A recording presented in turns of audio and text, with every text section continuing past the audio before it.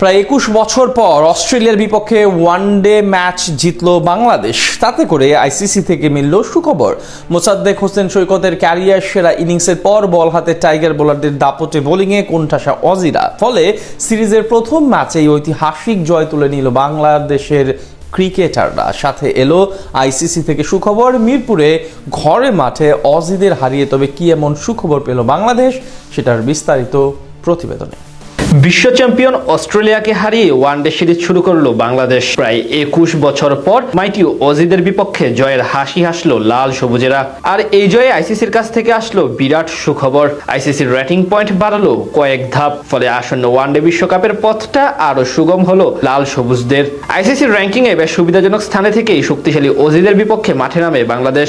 Ranking এ 10-এ থাকা West Indies থেকে 11 rating point বেশি ছিল টাইগারদের। 84 রেটিং পয়েন্ট নিয়ে তালিকার 9 নম্বরে অবস্থানটা পাকাপোক্ত করে রেখেছিল মিরাজ বাহিনী। তবে অজিদের বিপক্ষে সিরিজের প্রথম ম্যাচে জয় পাওয়ার রেটিং বেড়েছে বাংলাদেশের। আইসিসির র্যাঙ্কিং এ 3-এ থাকা অস্ট্রেলিয়াকে নাকানি চুবানি খাইয়ে ম্যাচ হারানো ফলস্বরূপ টাইগারদের রেটিং পয়েন্ট বেড়েছে 2 ধাপ। ফলে 84 থেকে বাংলাদেশের রেটিং এখন গিয়ে ঠেকেছে 86-তে।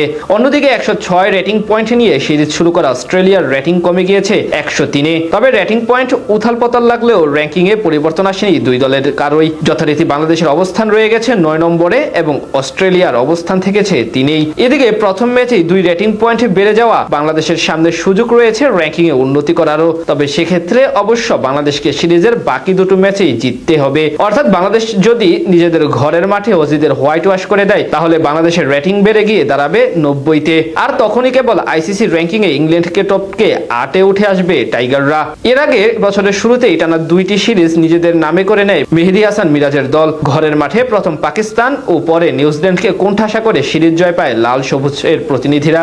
সেই 2 সিরিজে জয় পাওয়ায় আইসিসির রেটিং এ হয়েছিল উন্নতি।